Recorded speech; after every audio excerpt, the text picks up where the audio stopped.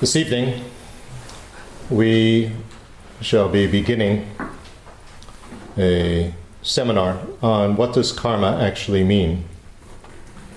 Heute Abend fangen wir also an mit einem Seminar mit dem Titel Was bedeutet Karma eigentlich? And this is an extremely important topic. Und das ist ein sehr wichtiges Thema. Since karma is one of the things that we need to overcome. Da Karma eines jener Dinge ist, die wir lernen müssen zu überkommen. We need to rid ourselves completely of it so that it never arises again. Wir müssen lernen, es vollkommen zu überkommen, sodass es nie wieder entsteht. Because it is a cause of suffering. Weil es eine Ursache von Leiden ist. Therefore, it's extremely crucial to identify what exactly karma is. Und deswegen ist es sehr wichtig, genau zu identifizieren, was Karma eigentlich ist. If we don't know what it is, how can you possibly get rid of it? Wenn wir nicht wissen, was Karma ist, wie ist es einem dann möglich, sich davon zu befreien? Or more accurately, rid ourselves of it, because it's something within our own mental continuums. Oder genauer gesagt, davon loszukommen, denn es ist etwas, was Teil unseres geistigen Kontinuums ist. So we need to be able to identify karma within ourselves. Das heißt, wir müssen lernen, Karma in uns selbst zu erkennen. The context, of course, is the major context that all of Buddha's teachings fit into, which are the Four Noble Truths. Und der Kontext dafür ist natürlich derselbe Kontext, in dem auch die anderen buddhistischen Lehren stehen, nämlich die 4 edlen Wahrheiten. So we have true suffering. Das heißt, wir haben die Wahrheit des Leidens. And this refers to 3 types of suffering. Diese bezieht sich auf 3 Arten des Leidens. So-called suffering of suffering. Das Leiden des Leidens. Which is referring to unhappiness. So genannt, das bezieht sich auf die Erfahrung von Unglück. And then there's the suffering of change. Dann gibt es das Leiden der Veränderung. Which is referring to our ordinary type of happiness. Was sich auf unser gewöhnliches Glück bezieht. Which never lasts. Dieses gewöhnliche Glück, das verbleibt nicht. Never satisfies, we always want more. Es reicht nicht, wir wollen immer mehr davon. And if we have too much of it, it actually turns into unhappiness, like eating too much of our favorite food at one sitting. Und wenn wir zu viel davon haben oder bekommen, dann verwandelt es sich eigentlich in Unglück, so wie wenn wir an einem Mal zu viel von unseren Lieblingsspeise essen. And then there's the all-pervasive suffering. Und dann gibt es auch noch das alldurchdringendes Leid. Which is referring to our uncontrollably recurring rebirth. Und dieses bezieht sich auf unsere unkontrolliert wiederkehrende Wiedergeburt. That's the word samsara. Das ist das Wort Samsara. But it's rebirth with a type of body and mind that will be the support for experiencing unhappiness or ordinary happiness. Und das ist das Karma, was die Ursache dafür ist, dass wir in einem gewöhnlichen... It's having the basis of a body and mind that will be what we experience unhappiness or ordinary happiness with. Ja. Und das ist die Basis, einen Körper oder einen Geist zu haben, der die Ursache dafür ist, dass wir gewöhnliches Glück oder Leiden erfahren. If we didn't have a body and a mind, we wouldn't experience happiness or unhappiness, obviously. Klarerweise, wenn wir keinen Körper oder Geist hätten, dann würden wir weder Glück noch Leid erfahren können. So, and that we are, without any control, reborn with a type of body and mind that will be able to experience this type of unhappiness or ordinary happiness. Und Buddha's body and mind doesn't have that. Und ohne Kontrolle werden wir eben mit so einem Körper und einem Geist wiedergeboren, der zwangsweise gewöhnliches Glück oder Leid erfährt. Also der Körper eines Buddhas ist nicht eine geeignete Basis dafür, gewöhnliches Glück oder Leiden zu erfahren. So if we look at the second noble truth, true causes of these three types of suffering, dann die zweite edle Wahrheit ist die Wahrheit der Ursachen dieser drei Leiden. unhappiness comes from destructive karma. Unglück kommt von destruktivem Karma. Ordinary happiness comes from constructive karma. Gewöhnliches Glück kommt von konstruktivem Karma. And uncontrollably recurring rebirth comes from karma altogether. Und eine unkontrolliert wiederkehrende Wiedergeburt kommt von allen beiden Formen von Karma. Now, of course, in these three cases, the karma is accompanied by disturbing emotions and disturbing attitudes. Und in diesen Fällen ist das Karma begleitet von negativen Emotionen und Geisteshaltungen. And underlying both of them is our unawareness of how we exist, how everything exists. Und die Grundlage dieser beiden ist unsere Unwissenheit in Bezug darauf, wie wir existieren und wie alle anderen Dinge existieren. Nevertheless, in this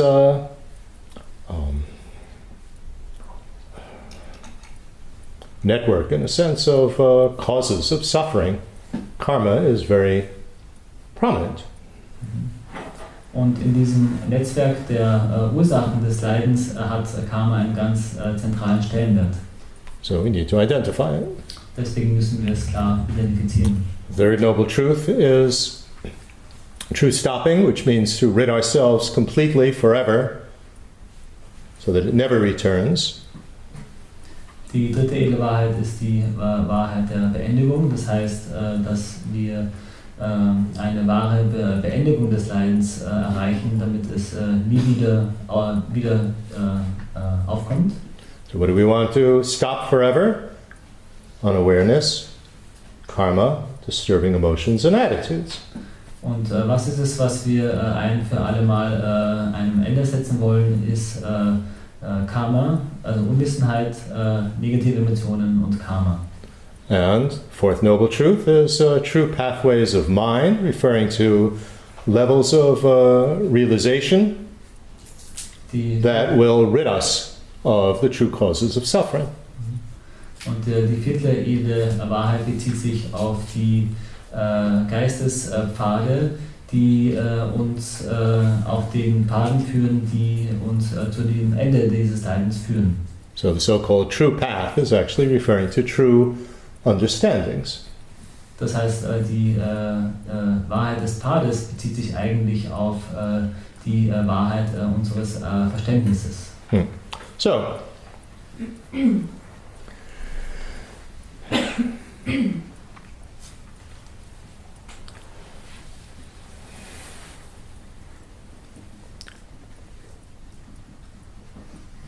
what is karma?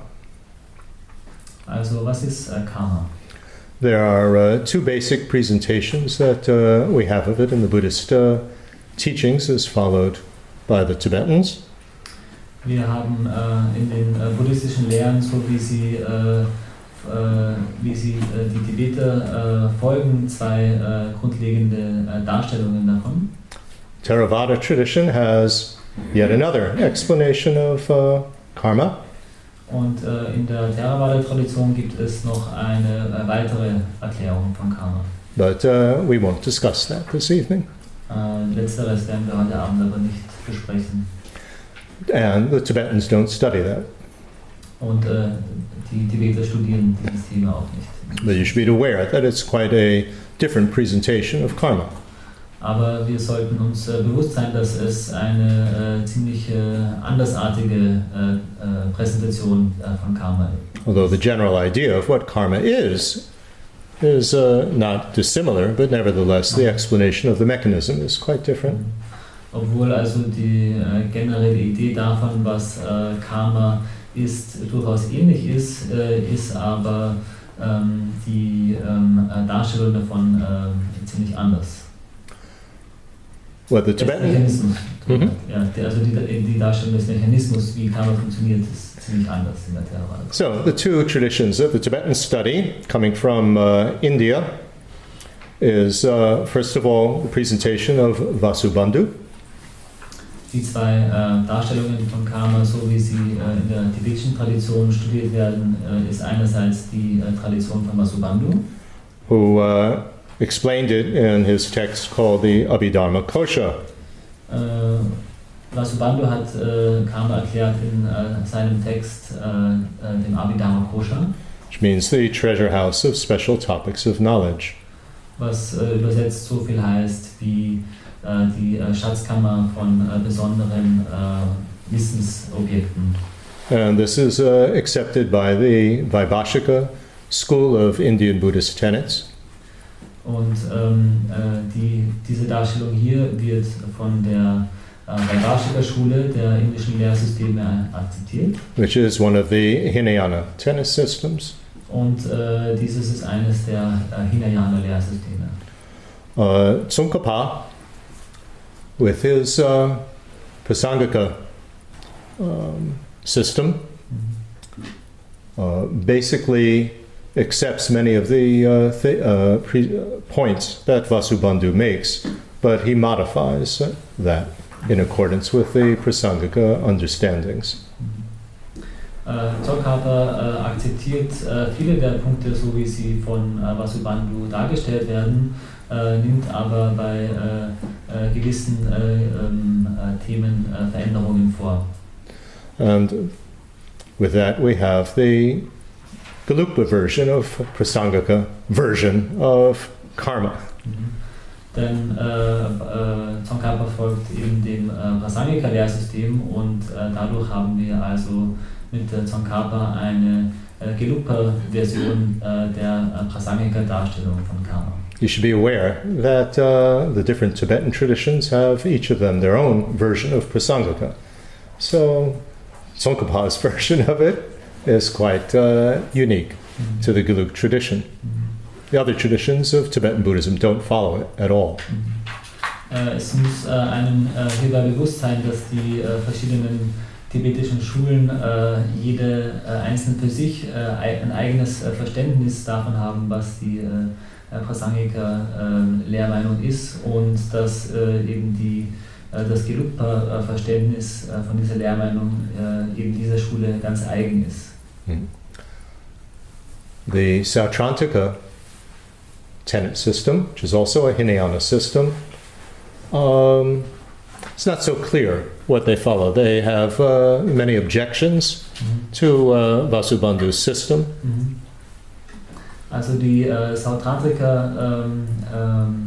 Sautrantika-Lehrgebäude ist ein weiteres Lehrgebäude des Hinayana und in diesem Fall ist es nicht ganz klar, ob sie also Vasubandhus Darstellung folgen. They have objections to many of the points of Vasubandhu. Ja, okay. Sie haben ganz im Gegenteil, also sie entdecken Widersprüche in der Darstellung von Vasubandhu und widersprechen ihm. Yeah, Vasubandhu presents that in his own commentary to his text. Und diese Einwände werden in dem Kommentar von Vasubandhu zu seinem eigenen Text selbst erwähnt.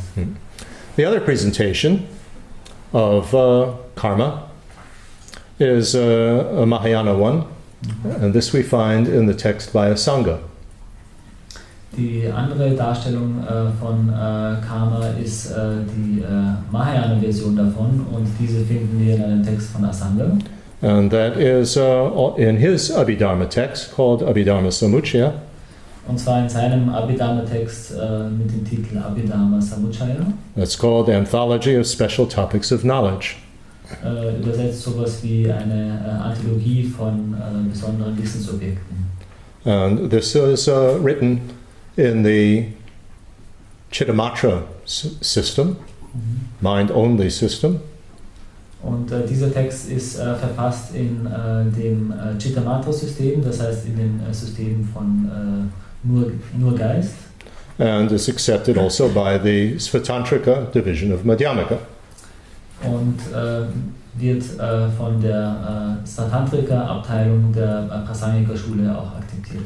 And most of the non-Gelug systems of Tibetan Buddhism follow Asanga's assertions.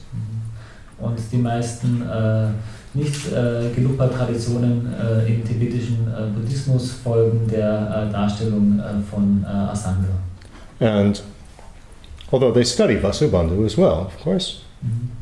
Aber auch diese studieren gleichzeitig auch die Darstellung von Vasubandhu. And in the Gelug Prasangika system, certain things from Asanga are accepted, but mostly it is the Tsongkhapa's reformulation of the Vaibhashika system. In der Gelug-Tradition werden gewisse Punkte von Asanga zwar akzeptiert, aber im Großen und Ganzen genommen folgt man der Darstellung von Vasubandhu, so wie sie von Tsongkhapa dargelegt wird. Anyway, perhaps that's just interesting information, not so useful maybe. Das war jetzt keine sehr praktische Information vielleicht, aber ist vielleicht trotzdem ganz gut zu wissen. But it can help us to understand that there are many different views of karma. Aber es kann sehr hilfreich sein zu wissen, also dass es viele verschiedene Ansichten gibt über dieses Thema von Karma. And nothing in the Buddhist teachings exists by itself. In fact, nothing in the universe exists by itself. Basic Buddhist teachings. Und nichts also in den buddhistischen Lehren steht für sich selbst, genauso wie nichts im ganzen Universum für sich selbst existiert.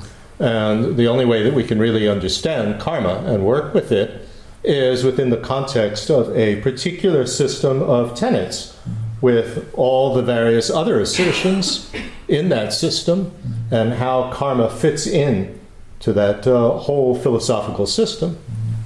Und so kann man also auch das Thema von Karma nur innerhalb eines geschlossenen Lehrsystems verstehen, gemeinsam mit den vielen anderen Behauptungen und Lehrmeinungen, die in diesem Lehrsystem angewandt werden.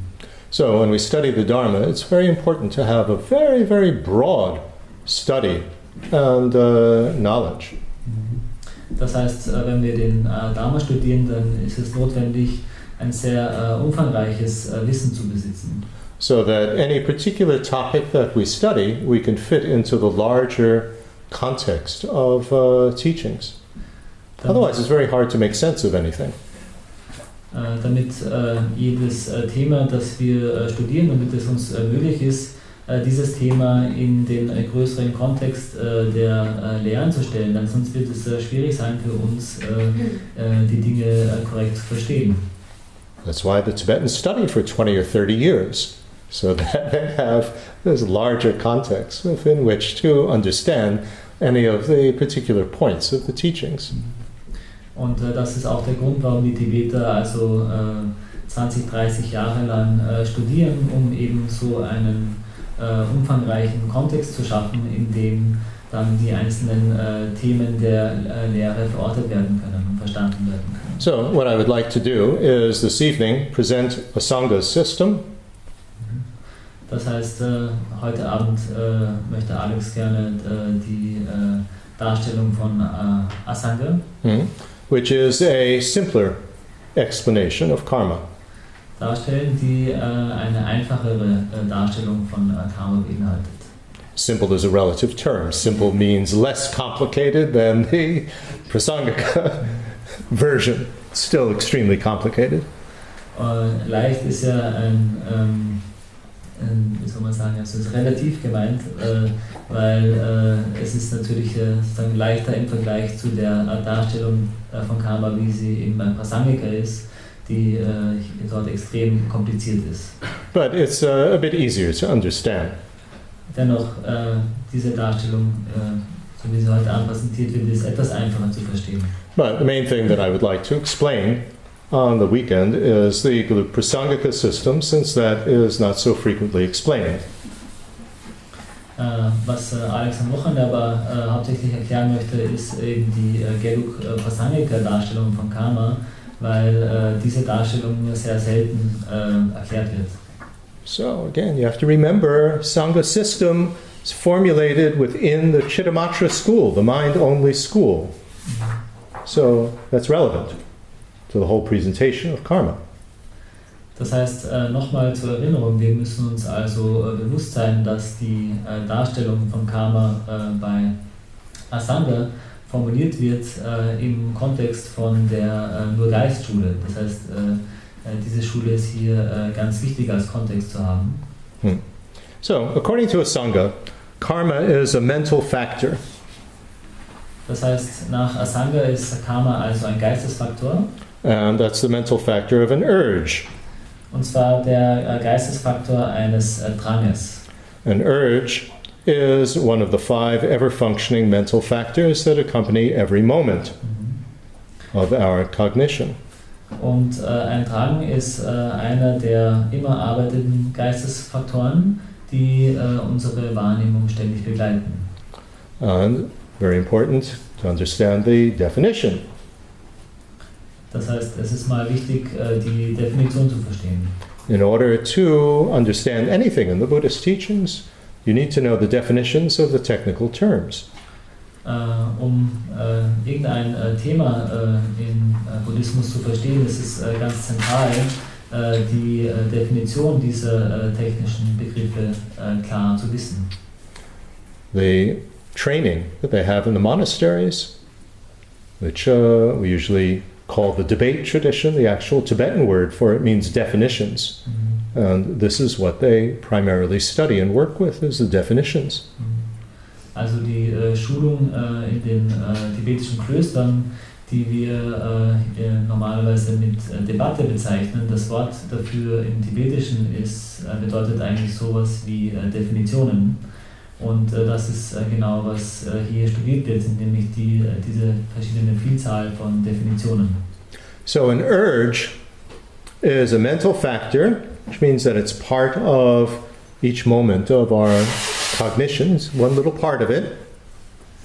Das heißt, ein Drang ist also ein Geistesfaktor, und als Geistesfaktor ist dieser Drang ein ständiger Begleiter unserer Wahrnehmung. And it causes the mental activity to face an object or go in its direction.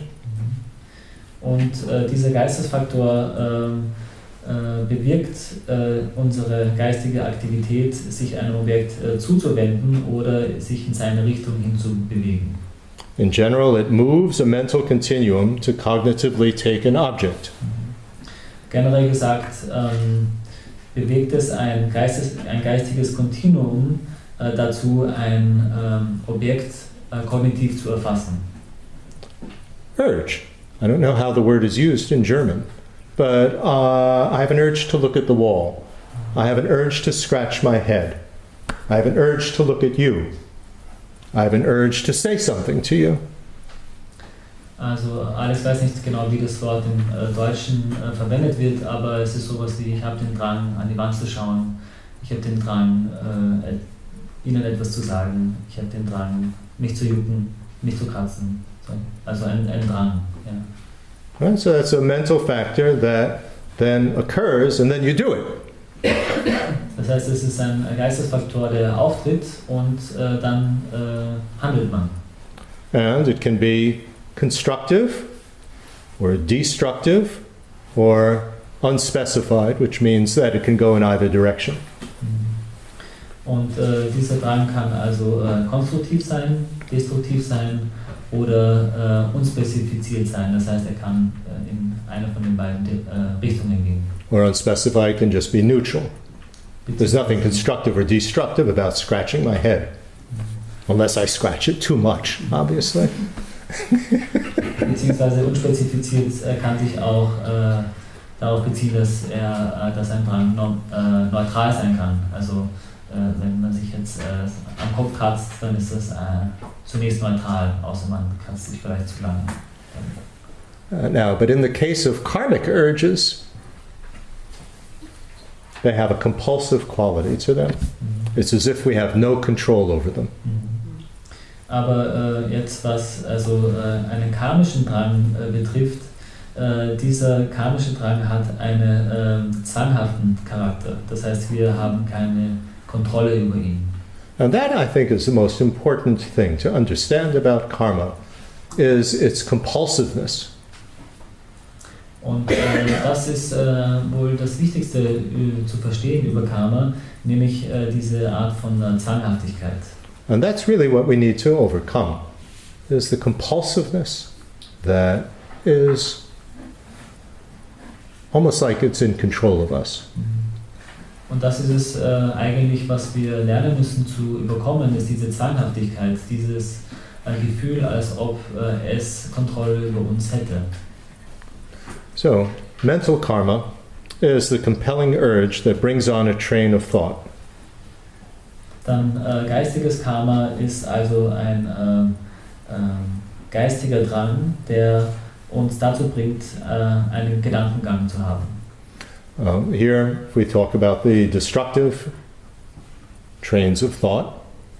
This would be to think about how I can get something that I covet. Wenn wir also dann von destruktiven Gedankengängen sprechen, dann wäre das zum Beispiel ein Gedankengang, der sich überlegt, wie man etwas bekommen kann, was man begehrt. Right? You know, how I can steal that money. Wie kann ich an dieses Geld rankommen? Or deliberate and think, how can I hurt somebody? Oder wenn man sich zum Beispiel nachdenkt darüber und reflektiert, wie kann ich jemanden schaden oder verletzen? Or how can I refute, you know, what this other person is saying or what they're doing? Oder wie kann ich widerlegen? If it's true, what they're doing, it's proper what they're doing. Wie kann ich widerlegen, was diese andere Person tut oder sagt, wenn das, was diese Person tut oder sagt, aber eigentlich wahr und richtig ist? So the mental karma is that compulsive urge, that compelling urge to start to plot like that, start to think like that.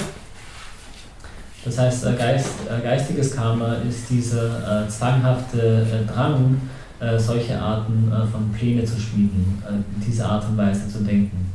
You know, I mean, there are more innocent type of, compulsive urge, like the compulsive urge to sing a song in your head, what you call an earworm in German.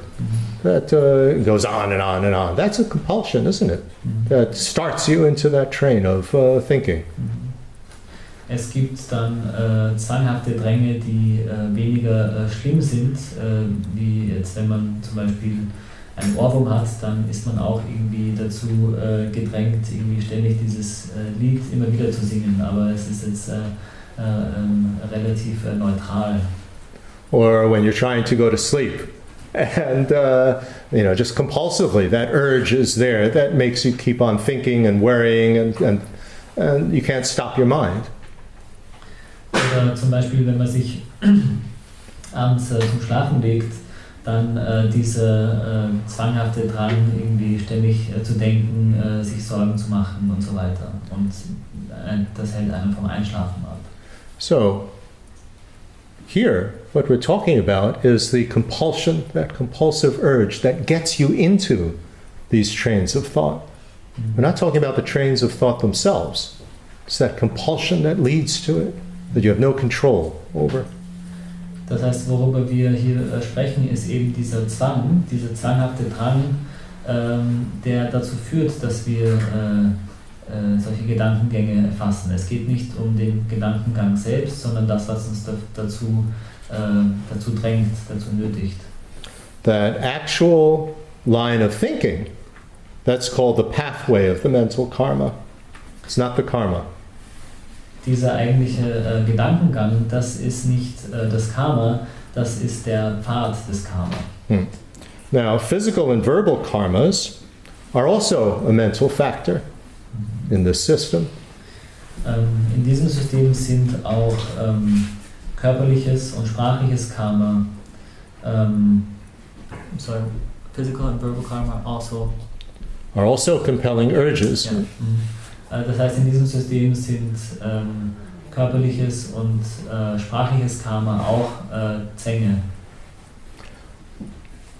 But here they're not called compelling urges, they're called compelled urges, which means that they could be compelled by the mental urges. Entschuldigung, also körperliches und geistiges Karma sind in diesem System auch Dränge, ja? Also ein Drang, und diese zwanghaften Dränge, die sind aber gezwungene Dränge. Das heißt, sie werden von etwas anderem gezwungen. Sie können von etwas anderem gezwungen werden. So it's the urge that brings on a pathway of physical or verbal behavior. Und dieses Karma bezieht sich eben auf den Drang, der körperliches oder sprachliches Handeln hervorbringt. So I have to give an example, that there's this compelling urge to think about, how can I get this thing that I want? Zum Beispiel hat man diesen zwanghaften Drang, darüber nachzudenken, wie schaffe ich diese Sache zu bekommen, die ich mir wünsche, die ich begehre. Right? It could be stealing something, it could be getting a job, it could be getting something from the refrigerator, it could be anything. Das könnte sein, etwas zu stehlen, aber auch könnte es sein, einfach, wie komme ich an diesen einen Job heran, oder es könnte auch einfach sein, okay, was hole ich mir aus dem Kühlschrank? Okay, so I'm going to get it. Ja, also Come to that conclusion. Okay, ich werde es mir jetzt holen. Now, what has been compelled by that is now the urge that sets us in motion to actually do it. Das heißt, was genau dadurch erzwungen worden ist, ist dann das, was uns in Bewegung setzt, zu handeln. And again, that's compulsive. Und das ist zwanghaft. Oh, I think I'll go to the refrigerator and get something to eat. And then compulsively you go and do it. Also man denkt sich, oh, ich werde mal zum Kühlschrank gehen und mir was zum Essen holen, und dann zwanghaft macht man das. Oh, I'm going to go over there and talk to him, and then compulsively I start speaking. Oder, oh, ich werde mal darüber gehen und mich mit dieser Person unterhalten, und dann zwanghaft geht man darüber und beginnt zu sprechen. So, karma is not the action. Das heißt, der Karma bezieht sich nicht auf die Handlung. It is the compulsion that brings on the action. Es ist vielmehr der Zwang, der die Handlung hervorbringt. You see, the problem is that the Tibetan word for karma Das Problem ist nämlich, dass das tibetische Wort für Karma happens to be the colloquial Tibetan word for action. genau dasselbe umgangssprachliche Wort ist wie das für Handlung. Therefore, when people translate the word lay in Tibetan, then naturally they translate it as action because that's what the colloquial word means. And so you get the completely wrong idea. Und daher, wenn Leute dieses Wort aus dem Tibetischen übersetzen, dann übersetzen sie es eben nach der umgangssprachlichen Bedeutung des Wortes, nämlich Handlung, und so kommt es hier dieses Missverständnis herein. So if you analyze it, wenn man das jetzt aber untersucht, if karma is something that you have to rid yourself of and stop completely, wenn Karma also etwas ist, wovon man sich vollkommen befreien muss und was ein vollkommenes Ende finden soll, and if karma means action, und wenn Karma Handlung bedeutet, then it's easy. Just do nothing and you'll be liberated from all suffering. dann wäre es doch einfach. Dann müsste man nur nichts tun und man würde von Leid befreit sein. So obviously it does not mean action. Das heißt, offensichtlich kann Karma nicht Handlung bedeuten. At least not in our ordinary way of understanding it, and certainly not in Asanga system. Zumindest nicht in der gewöhnlichen Art und Weise, wie wir dieses Wort Handlung verstehen und bestimmt nicht in Asanga-System. It's a true cause of suffering. So it has to be something that really is a troublemaker. And just doing something or talking is not the problem, is it? It's the compulsiveness of it. Also Karma ist ja eine wahre Ursache von Leiden. Das heißt, es kann nicht so einfach sein. Sorry, can you say that? It's the compulsiveness, that's the problem. Es ist vielmehr dieser Drang, der das Problem darstellt. So, the actions in this system are known as the pathways of the karma. In other words, what that compulsive urge leads to, what follows from it. Then you have a compulsive action. Die Handlungen in diesem System sind vielmehr die Pfade, die Pfade des Karma. Und zwar sind die Handlungen eben das, was von dem Karma erzwungen wird. So, a compulsive train of thought, compulsive action, a compulsive, what do you call it? Speech, saying something. Also sowas wie ein zwanghafter Gedankengang, zwanghaftes Sprechen oder Thought, Speech oder eine zwanghafte Art von Handlung, etwas zu tun, zwanghafte Art und Weise. Right. And both the urge and the behavior that follows from it could be destructive. Und sowohl dieser Drang als auch das Handeln, das auf diesen Drang folgt, beide können destruktiv sein. Right? So it's accompanied by some disturbing emotion, anger, greed, these sort of things. Das heißt, begleitet von störenden Emotionen wie Hass, Gier und so weiter. Or it could be what's called tainted constructive. Oder sie könnten, was bezeichnet wird, sein mit befleckt konstruktiv. So it's constructive, doesn't have a disturbing emotion there, but it still has grasping for big solid me behind it. Das heißt, sie sind zwar konstruktiv, aber sie sind befleckt, weil sie noch immer begleitet sind von dieser verblendeten Art und Weise zu denken, dass es da etwas solide ist, ein Selbst, das beständig ist. Doing something helpful in order to be, I'm a good person, a Dharma person. To sort of assert yourself as a solid me that is good, that you do compulsively. Compulsive do-gooder who can never say no. Wenn man zum Beispiel etwas Gutes tut, um sich dadurch in seinem eigenen Selbstverständnis zu bestätigen und sowas denkt wie, gut, jetzt habe ich etwas Gutes getan, jetzt bin ich eine gute Person, eine Dharma-Person. Or it could be unspecified. Oder sie könnten auch unspezifiziert sein. Right, I can just talk about politics, and that could be, it could go either way. It could be with a lot of anger, or it could be to try to find a solution to some political problem. It can go either way. It's unspecified. Also unspezifiziert hier wieder in dieser Bedeutung, es könnte in beide Richtungen gehen. Ich könnte über Politik sprechen, in einer Art und Weise mit viel Wut und Hass oder so. Oder ich könnte über Politik sprechen, mit der Absicht eigentlich etwas zu verbessern, Leuten zu helfen. Also unspezifiziert könnte in beide Richtungen gehen. Okay, now, what is a pathway of karma? Gut, was ist jetzt nun dieser Pfad des Karma? First, before we get into this, perhaps we take a few moments to just let that sink in, that what we're talking about in the system of karma is that compulsive urge Not talking about the action, it's that compelling urge to think something, to say something, to do something. Compulsion that's driving it.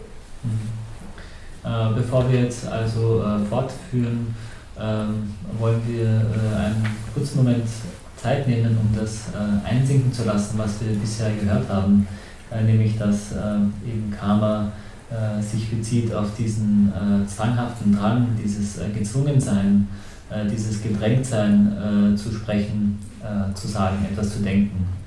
Which is driven either by some disturbing emotion, anger or attachment, or just driven by some big ego trip. Und I have to be good. I have to be perfect. I have to have everything under control. Everything should go my way. Und dieser Drang, der kommt eben, ist begleitet von oder hervorgerufen durch diese störenden Emotionen oder durch sowas wie einen Ego-Trip, wenn man sich also denkt, ich muss perfekt sein, ich muss so gut sein oder diese Dinge. I have to get alles in Ordnung. Ich muss alles in Ordnung Alles bringen. klar, Ordnung. I'm in control. It's a big me. And everything has to be clean and perfect. Ich muss alles unter Kontrolle haben. Compulsion about that. There's nothing wrong with things being clean. It's compulsiveness. That's the problem. Und es ist kein Problem, also die Dinge sauber zu halten oder richtig zu tun, aber es geht um diesen Zwang, der dahinter steht. Das ist das Problem. You have no control over it, you have to clean it again. Clean it again. Man hat das Gefühl, dass man keine Kontrolle drüber hat. Suffering. Immer wieder reingeben. You're happy for a moment that it's clean, but then all of a sudden you're unsatisfied and you have to clean it again. Also das ist das Leiden. Man ist dann vielleicht für einen Moment sehr glücklich, dass es sauber ist, aber im nächsten Moment dann muss man es wieder putzen. I think that's a perfect example, actually. Das ist doch ein gutes Beispiel. Okay, so let that sink in. Also lass uns das mal einsinken lassen.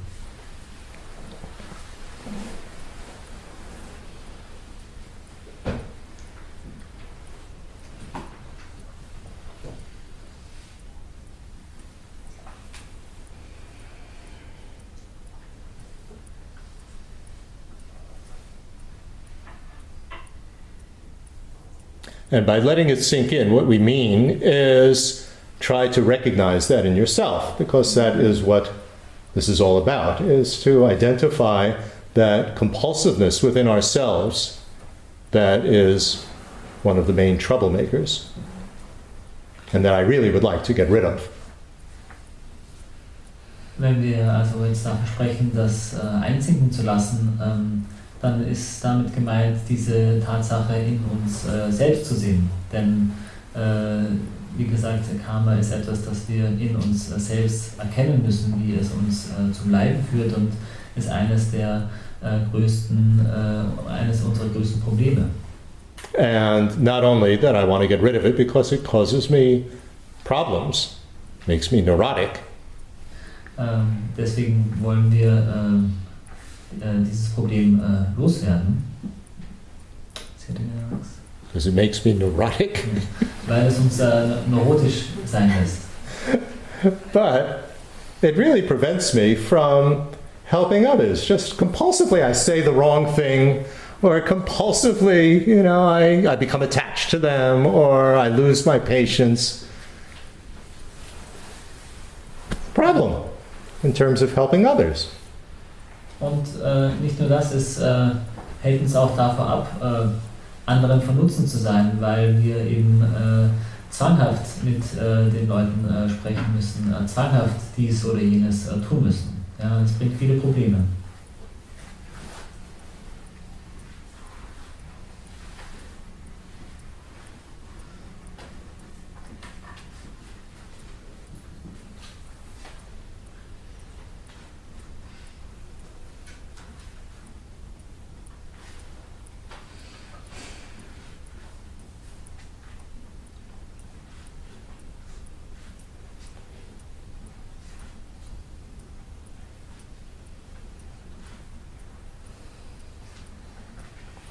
And obviously, if we think about it a little further, it's going to require a little bit more than just self-control.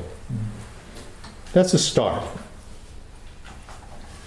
Und wenn wir jetzt ein bisschen mehr drüber nachdenken, dann sehen wir, dass wir dafür wesentlich mehr brauchen werden als einfach nur eine Form von Selbstkontrolle. Selbstkontrolle ist vielleicht ein Anfang, aber braucht wesentlich mehr als das. Yeah, at the beginning we can use self-control not to be so compulsive, but really we have to go deeper. And what is driving that compulsion? Where is that coming from? In order to rid ourselves of it. Also am Anfang können wir mit Selbstkontrolle bestimmt lernen, also uns mehr im Zaum zu halten. Aber wir sehen auch, dass wir tiefer gehen müssen und klar erkennen müssen, woher dieser Zwang eigentlich kommt. But that's not the topic that we'll speak so much about this weekend. It's another topic. Das ist aber ein anderes Thema, nicht das, worüber wir dieses Wochenende hauptsächlich Right? How do we rid ourselves of karma? Now we just want to try to understand how karma works. Also das ist ein anderes Thema, wie man sich von dem Karma befreit. Wir werden dieses Wochenende hauptsächlich darüber sprechen, wie Karma funktioniert. Right? First you have to understand all the way in which karma makes a web that traps us in a sense. And then you can understand how to deconstruct it, how to get rid of it. Also wir müssen ja auch zuerst lernen zu verstehen, wie Karma sowas wie ein Netz wirft über uns, das uns gefangen hält. Und mit diesem Verständnis können wir dann weiter lernen, uns aus diesem Netz zu befreien und es zu dekonstruieren. Okay, so we said that thinking, speaking, acting, doing something, these are pathways of karma, not the karma. So we have to understand what's a pathway of karma. Das heißt, wir haben gesagt, dass das Denken, das Sprechen, das Handeln, etwas zu tun, dass das die Pfade des Karmas sind, nicht das Karma selbst. Und was ist also nun ein Pfad des Karma?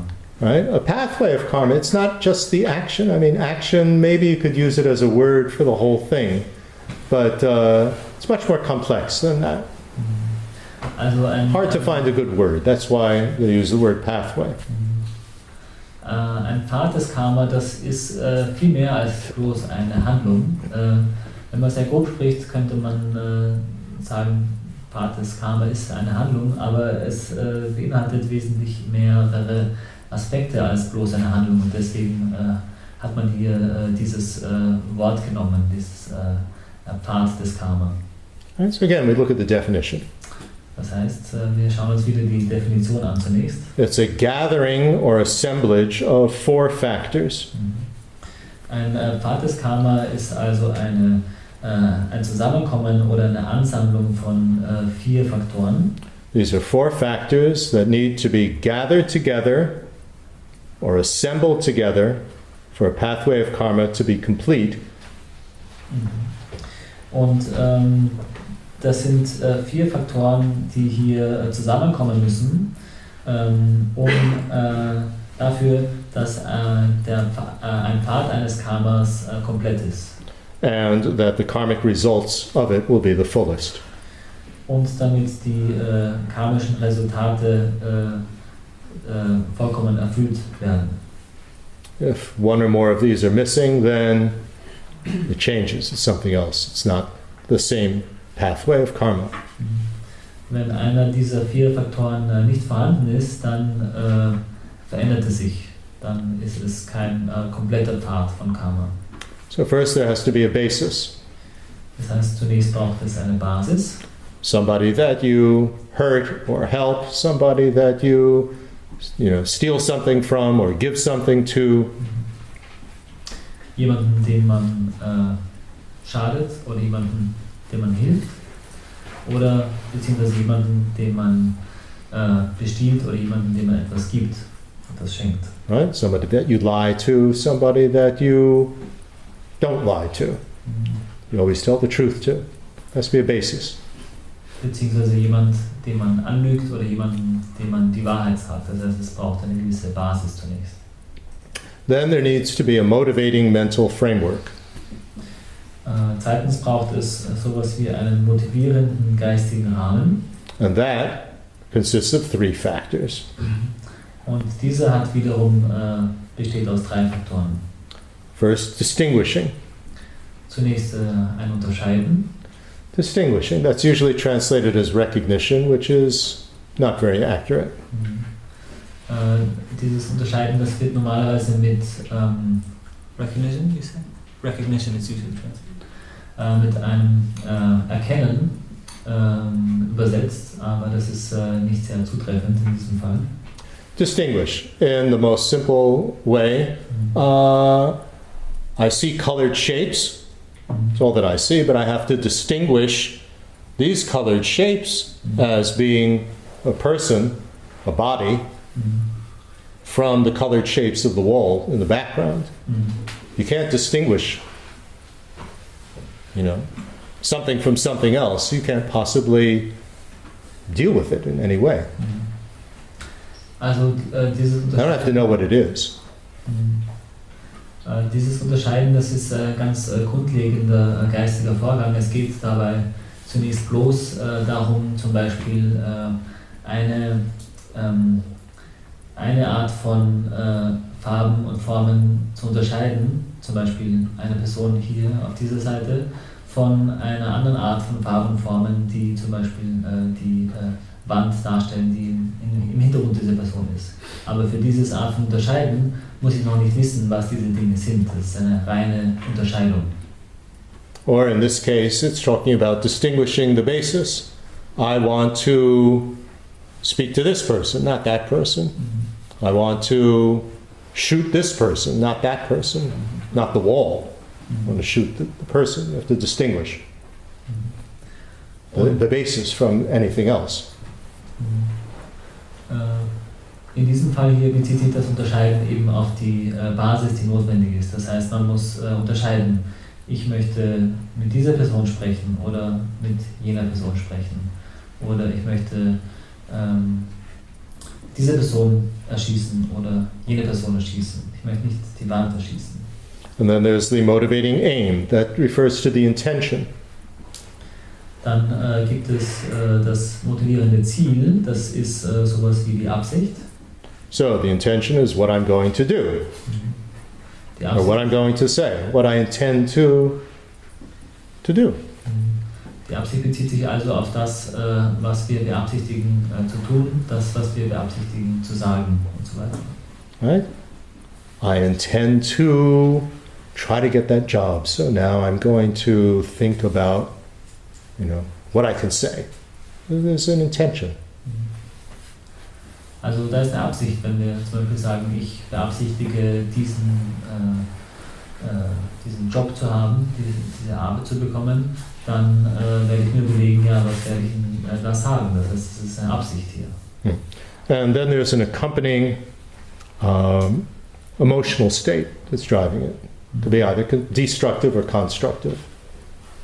Und dann gibt es sowas wie einen emotionalen Zustand, der das Ganze begleitet, der entweder konstruktiv oder destruktiv sein kann. So that's why, it's the combination of these 3 things that is covered by, I use a bigger word, motivating framework, but that's usually referred to as just your motivation.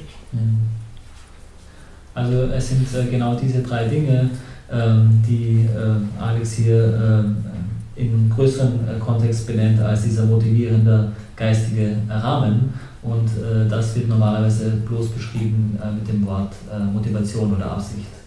Right? So when we came here, distinguish that, I want to learn about karma, not about,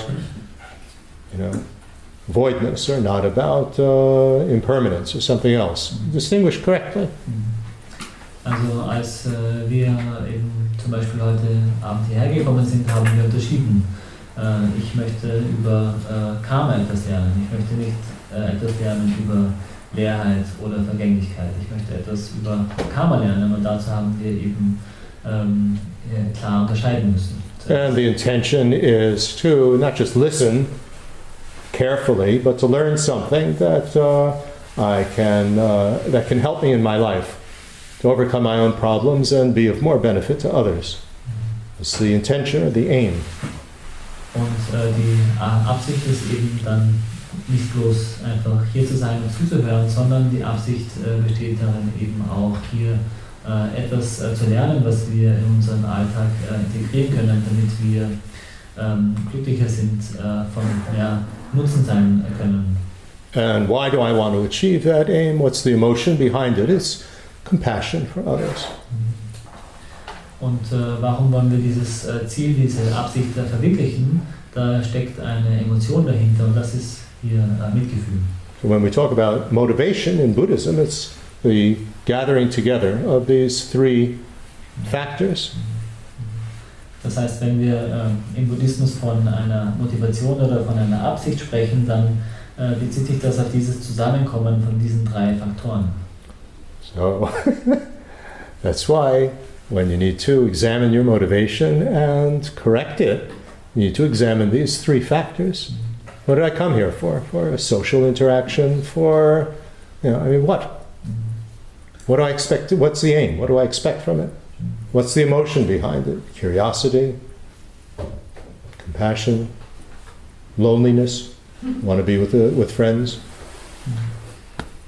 All these things come together to make the motivation. Das heißt, wenn wir hier am Anfang des Abends unsere Absicht oder unsere Motivation überprüft haben, dann haben wir genau so gehandelt. Wir haben also unterschieden, wir haben uns angeschaut, warum sind wir heute Abend hierher gekommen. Geht es uns bloß ums Sozialisieren und weiters ist eine Emotion auch dahinter gestanden. Also vielleicht waren wir einfach einsam, vielleicht hatten wir Mitgefühl, alle diese Dinge sind hier zusammengekommen. Then, so we have the basis, we have the motivating mental framework, then we have the application of these. Very interesting, the choice of Tibetan words here. Das heißt, wir haben also zunächst die Basis, dann haben wir diesen motivierenden geistigen Rahmen und dann haben wir weiters die Anwendung dieser. Und diese Wortwahl hier im Tibetischen ist sehr interessant. It's not the word action. Es ist nicht das Wort Handlung. It's the application of that motivation to doing something.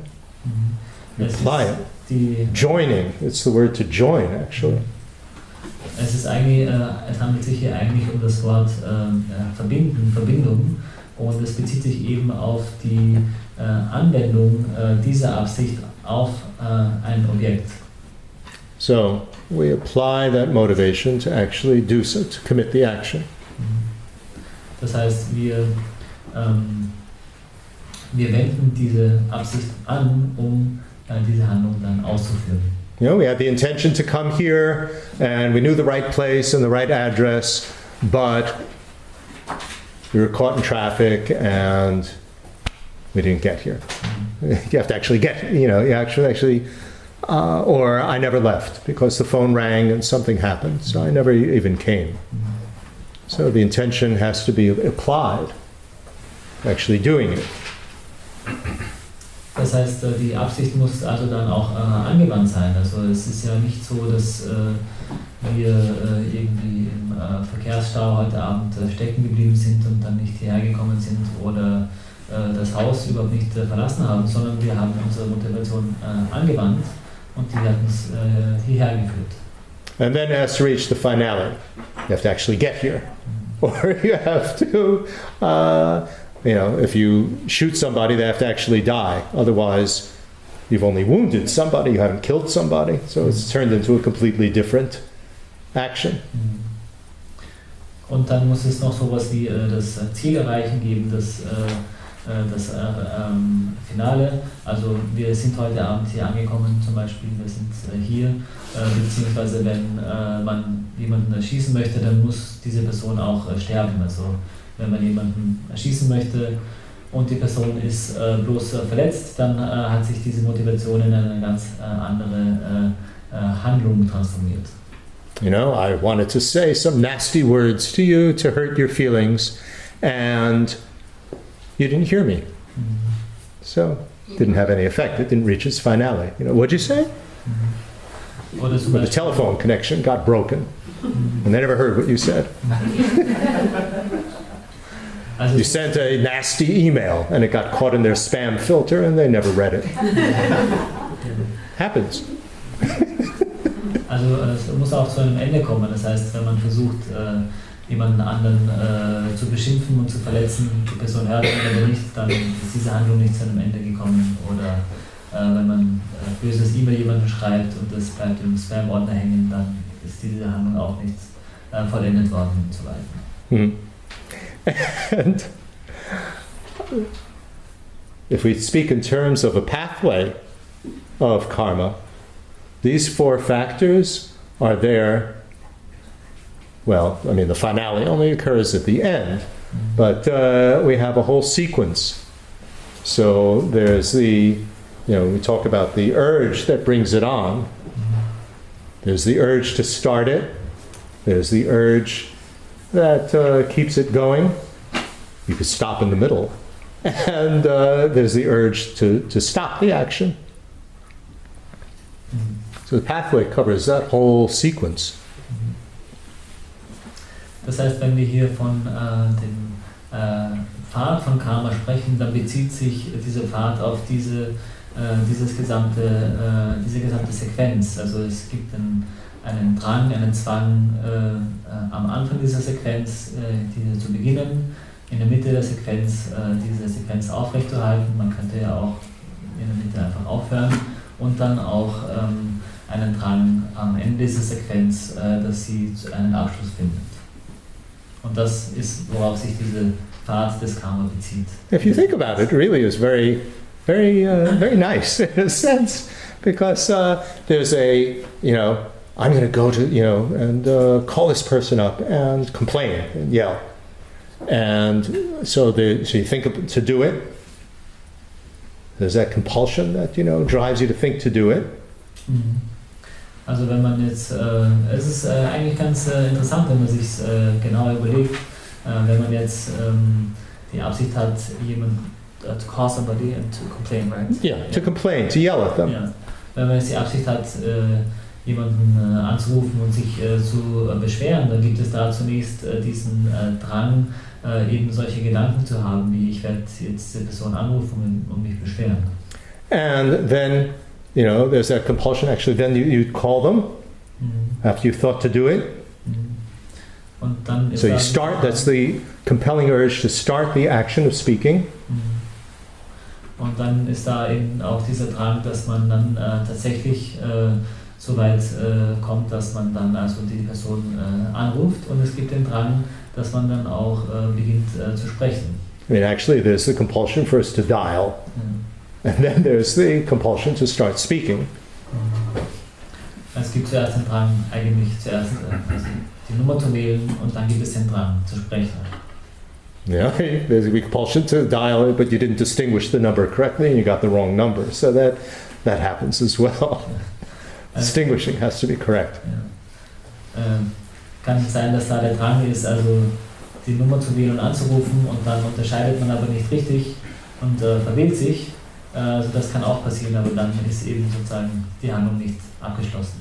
Yeah, that's interesting. Your temper could go down a little bit if you get a wrong number to start with. Ja, es ist ganz interessant, könnte sein, dass man sich in der Zwischenzeit, wenn man sich verwählt, auch ein bisschen beruhigt wieder. Ja. Right, so finally, you start to speak, and then, I mean, you must have experienced this. You can't stop yourself from going on and on and on.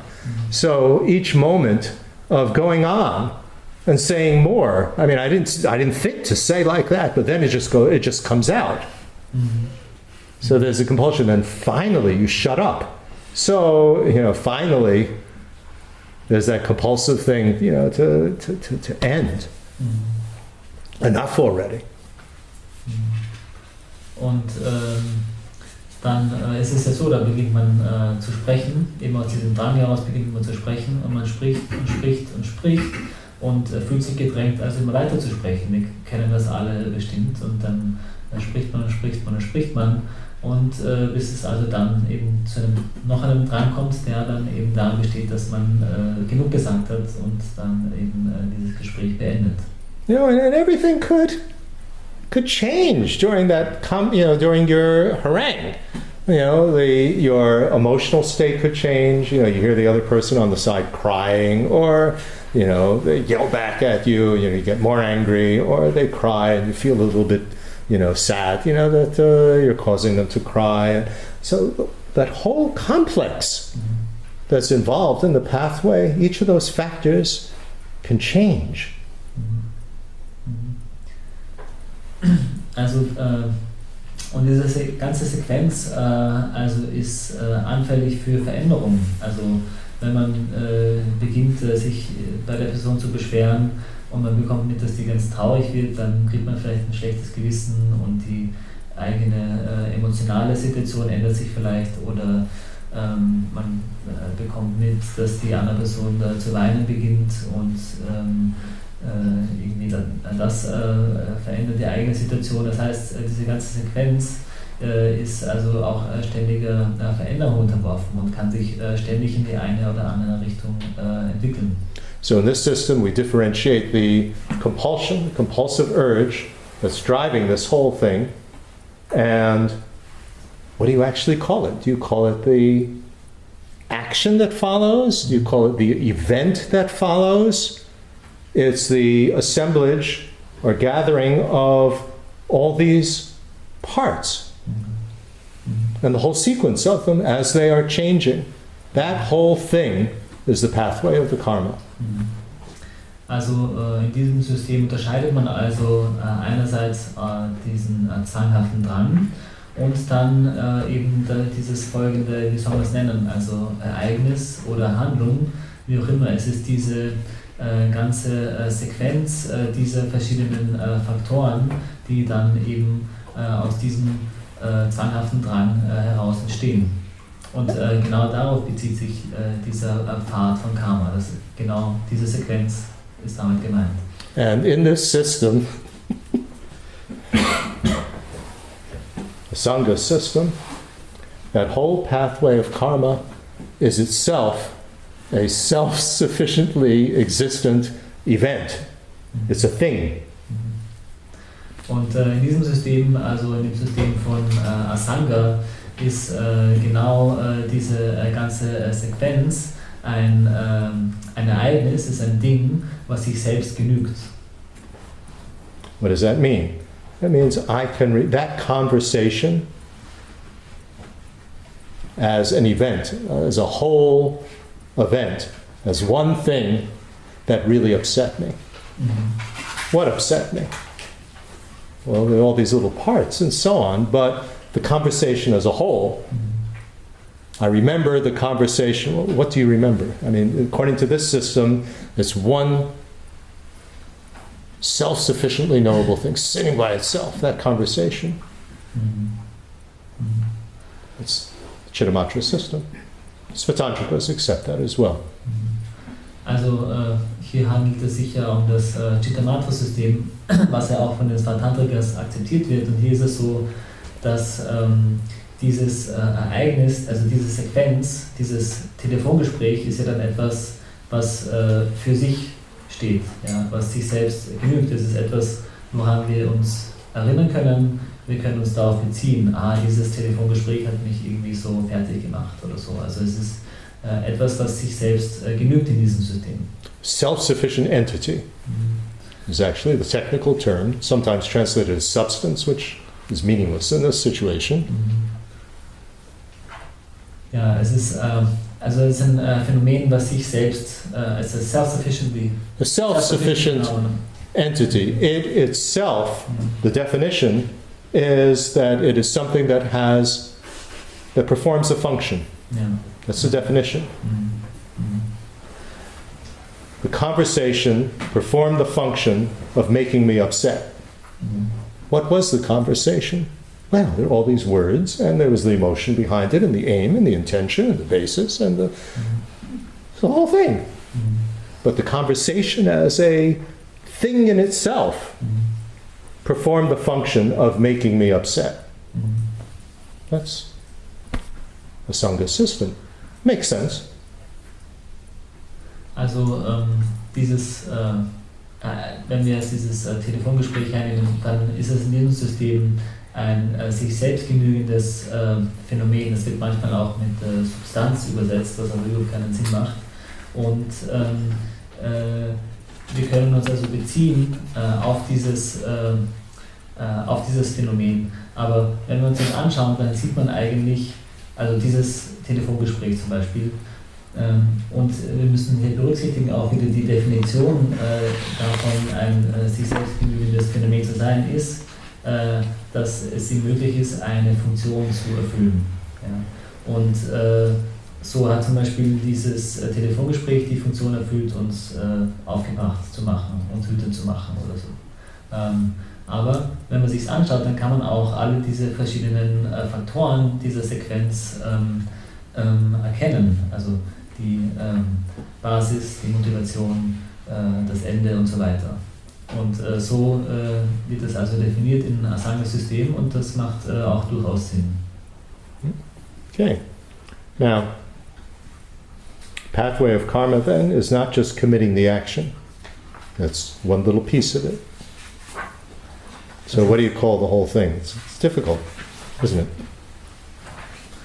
Das heißt, der Pfad des Karma ist nicht nur bloß eine Handlung, nicht nur ein Teil dieser Sequenz, sondern diese Gesamtheit. Das heißt, wie bezieht man sich darauf? Wie benennt man so einen Komplex?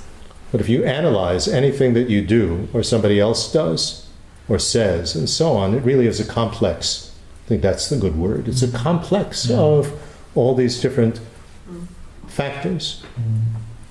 But to us, it performs a function as an entity unto itself. Also wenn man sich mal näher anschaut, die Dinge, die man selbst oder andere tun, sagen, denken, das sind eigentlich ist so ein Komplex von verschiedenen Faktoren. Das kann man eigentlich ganz gut sehen. Und dennoch, so ein Komplex von diesen Faktoren kann trotzdem auch für sich stehen. Ja? Und in dieser Art und Weise, wie er für sich steht, in dieser Form, hat er die Funktion, it performs a function, right? As entity unto itself. Das heißt, in dieser Art und Weise, wie er für sich steht, hat er die Funktion, it performs a function. Es hat eine gewisse Funktion für uns. So wie das Telefonat hat uns aufgebracht gemacht. Ja, das war seine Funktion. Ja. Das heißt, wir haben einerseits diesen Komplex mit diesen verschiedenen Faktoren, andererseits können wir es auch betrachten als ein Ding an sich, was eine Funktion hat für uns. Ja. Now think about that. I remember that conversation. I remember going to India. I remember, when I had that job. What are you remembering? Doesn't it seem as though it's one thing that you're remembering? But actually, it's made up, it's complex of an unbelievable amount of different things that happen. And yet, going to India had a big impression on me. What had a big impression on me? Also, wenn wir es uns selber vergegenwärtigen und sagen, ja, ich kann mich an dieses Gespräch erinnern oder ich kann mich erinnern, als ich diesen Job hatte oder ich kann mich erinnern, als ich in Indien war, dann das ist uns möglich, so zu denken. Aber wenn wir es uns näher anschauen, dann ist es ja wesentlich komplexer, als es uns jetzt in unserer Erinnerung erscheint. Also wenn wir sagen, ja, meine Reise nach Indien hatte irgendwie einen großen Einfluss auf mich. So können wir denken, so können wir sprechen, aber wenn wir es uns näher anschauen, dann sehen wir, dass dieses eine Ereignis eigentlich aus einer Vielzahl von unterschiedlichen Faktoren besteht. So, not that our topic is the analysis of voidness, but obviously it seems as though it's a solid thing. But Prasangika would say that, hey, There's nothing solid there on the side that, makes it an event by itself. We can call it an event, of course. But there's nothing solid there. But the other schools would say, no, yes, it functions, because that relationship, really, I learned a lot from that relationship. What did you learn from? This word, that word? I mean, what?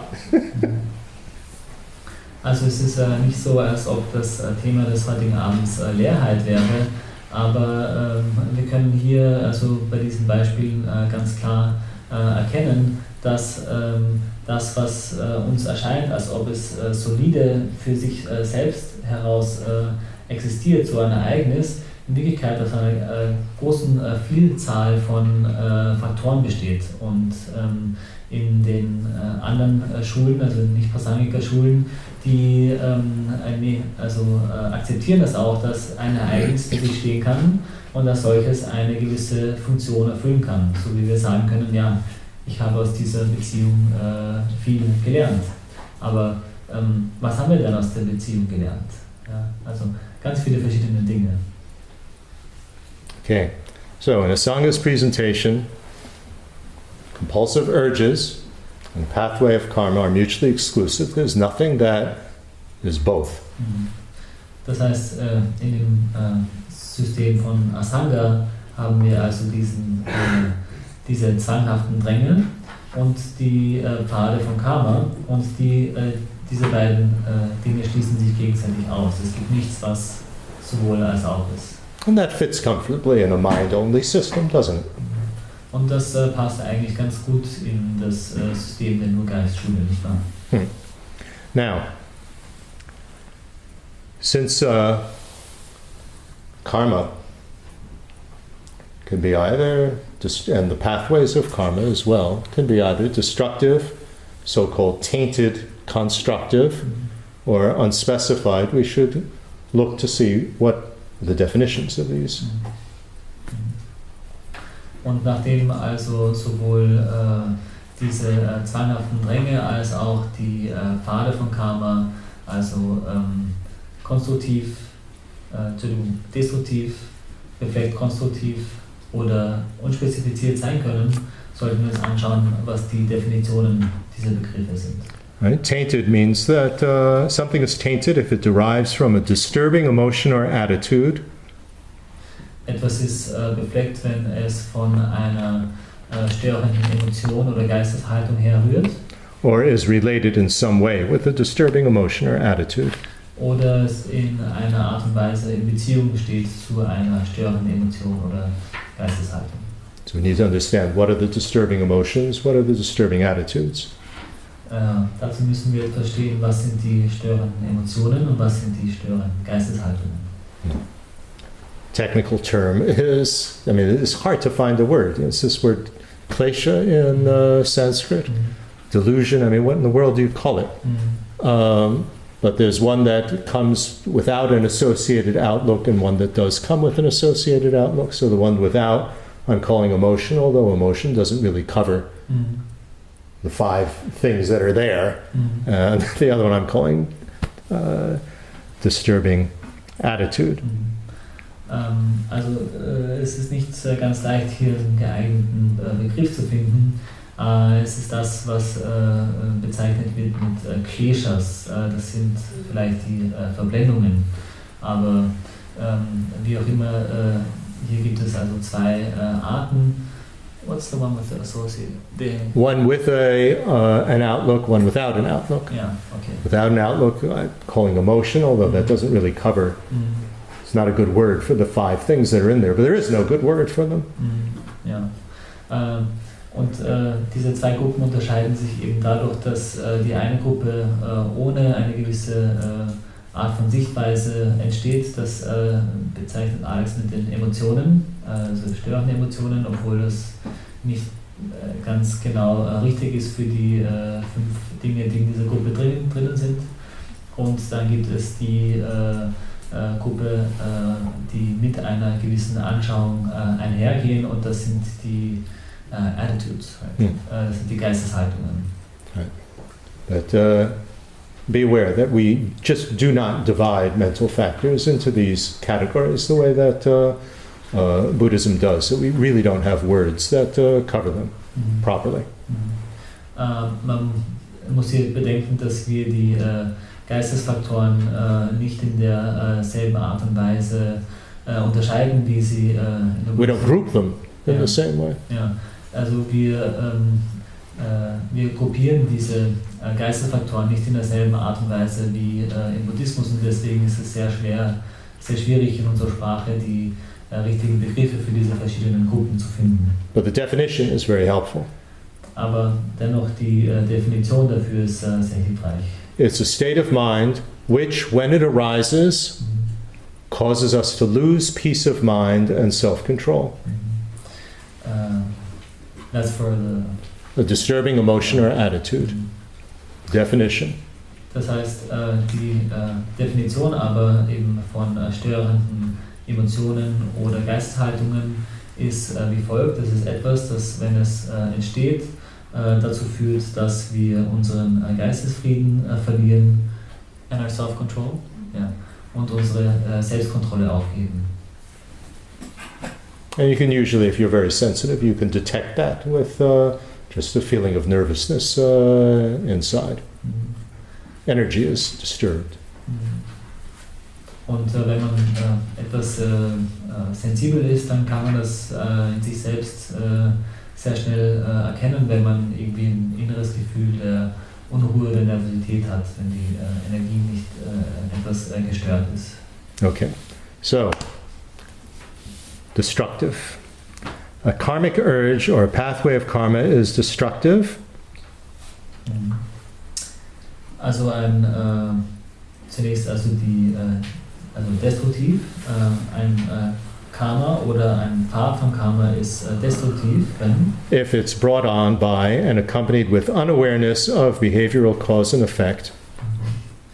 Wenn es hervorgebracht wird durch oder begleitet wird von einer Unwissenheit in Bezug auf verhaltensbedingte Ursache und Wirkung. And accompanied as well with other disturbing emotions. Und auch begleitet wird von anderen störenden Emotionen. In other words, we are unaware of what the effect of what we're feeling or what we are going to say and so on is. Anders gesagt, wir sind im Unwissen darüber, was die Wirkung davon sein wird, was wir denken, sagen, tun und so weiter. Right? We're confused. If I yell at you, I really am unaware. If I have that urge to yell, to say something nasty, I'm really unaware of what the effect of that's going to be on me. I'm going to really lose my peace of mind. It's not going to make me feel any better. And the effect that it's going to have on you, I'm not sensitive to that at all. I don't care if it hurts your feelings. So, there's this unawareness of cause and effect. Also wir sind in so einem Fall einfach verwirrt durcheinander. Es ist uns in dem Moment nicht bewusst, was die Auswirkungen unserer Handlungen sein werden. Wenn wir zum Beispiel den Drang haben, mit jemandem zu schreien, dann vergessen wir, dass uns das nicht wirklich helfen wird. Es wird uns nicht besser fühlen lassen. Und wir kümmern uns auch nicht darüber, was es mit der anderen Person macht, dass es die andere Person vielleicht verletzen wird. So, it's accompanied by that kind of destructive urges or behavior, pathways of mind, pathways of karma, I should say. This unawareness and also a disturbing emotion, specifically desire or attachment or greed. Das heißt, Karma oder Pfade von Karma sind also destruktiv, wenn sie begleitet sind von dieser Art von Unwissenheit und von diesen störenden Emotionen, insbesondere solchen wie Desire or Greed. Desire, attachment or greed. Besonders solchen wie Verlangen, Anhaftung oder Gier. Desire for something that I don't have. Attachment, if I have it, I don't want to let go. And greed, I want more, even if I have it. Also Verlangen, etwas zu verlangen, was man nicht hat. Anhaftung, wenn man etwas hat, es behalten zu wollen. Oder Gier, noch mehr davon haben zu wollen. So either that or anger. Das heißt entweder das oder Hass. Or simply insensitivity. I'm naive about the effect of, my compulsive urges or my behavior on myself or others. Oder auch einfach Naivety is called. Oder auch einfach eine Art von Naivität, Blauäugigkeit vielleicht, die darin besteht, dass man einfach nicht sensibel ist darüber, wie sich unser Handeln auswirkt auf uns oder andere. And in addition, no moral self-dignity. I don't have any self-pride. Pride in myself. I don't care what I do. Und zusätzlich auch das Fehlen von einer moralischen Selbstwürde. Das heißt, wenn man also zu stolz ist, wenn man sich denkt, es ist mir egal, was ich tue. And no care about how my actions reflect on others. Und wenn man sich weiters nicht darüber sorgt, wie sich unsere to reflect on others is to affect or to how they reflect on others. This is a very Asian concept, actually. If I act improperly, it's going to bring shame on my family. Oder auch, dass man sich nicht darum sorgt, wie die eigenen Handlungen to reflect on others. Wie die eigenen Handlungen auch sprechen für andere. Es ist ein bisschen ein Konzept, das aus dem Osten kommt, zum Beispiel wenn man sagt, ich handle in dieser Art und Weise und es wird Scham über meine Familie bringen, dieser Weise. But also, it would be like if I go and act, get drunk and so on, it reflects badly on Buddhists. If we're Buddhists, the people think badly about, about Buddhists. Oder auch zum Beispiel, wenn man also ausgeht und sich betrinkt, dann wird das also ein schlechtes Licht werfen auf Buddhisten, wenn man Buddhist ist. Or for a woman, if I act in a certain way, it'll give a bad, people will think badly of women. Women shouldn't act like that. Oder wenn ich zum Beispiel eine Frau bin und ich verhalte mich unangemessen, dann wird das reflects on all other women. Dann wird das ein schlechtes Bild werfen, eben auch auf alle anderen Frauen. Frauen sollten nicht so oder so handeln. Right, and here we just don't care about that. If it's destructive, und I don't care. Hier, wenn das also destruktiv ist, dann kümmern uns solche Überlegungen überhaupt nicht. Man sagt einfach, es ist mir egal. Okay, then karmic urge or pathway of karma is constructive. Dann ein Karma oder ein Pfad von Karma ist konstruktiv. If it's brought on by and accompanied with detachment. Wenn es hervorgebracht wird durch oder begleitet wird von einer gewissen Losgelöstheit. So, detachment. I don't want to get anything from you. Losgelöstheit, also ich brauche von dir nichts, ich wünsche mir von dir nichts.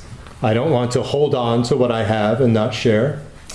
Ich möchte auch das, was ich habe, nicht festhalten und nicht teilen. And I don't just want more and more. Und ich möchte auch nicht einfach mehr und mehr haben davon. So that's detachment. That doesn't mean that we're totally free of attachment, but it,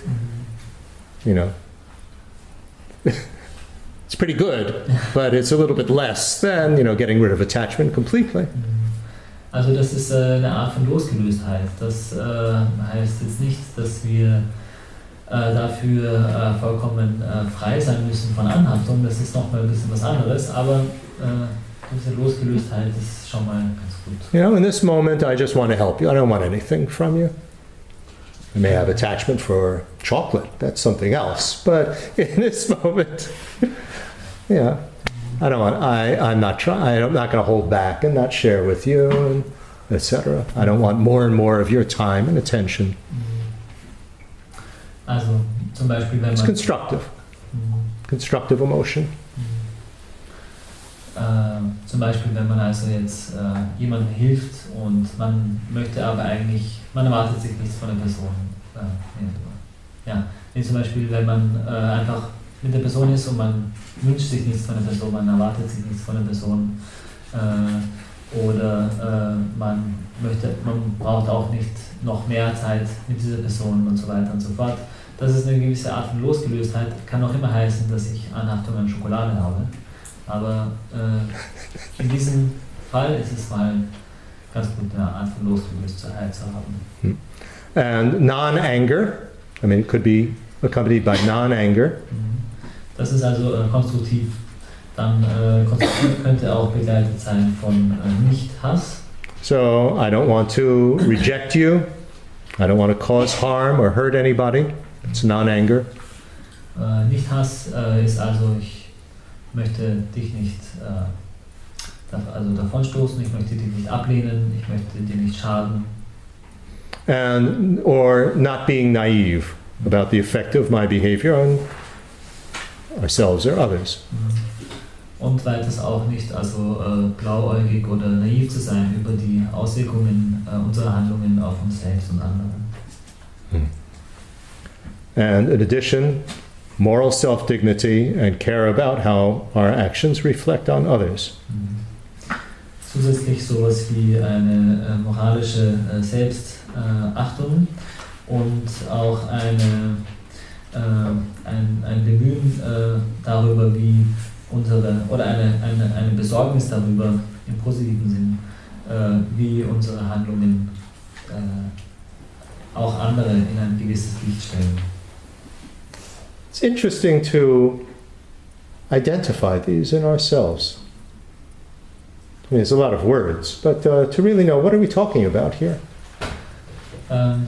Das sind jetzt viele Worte hier, aber es ist ganz gut und wichtig zu sehen, in uns selbst zu erkennen, worüber wir hier sprechen. All these various things that we talk about in Buddhism, you have to recognize it in yourself, otherwise it's pointless. Alle Dinge. Might as well be learning names of insects.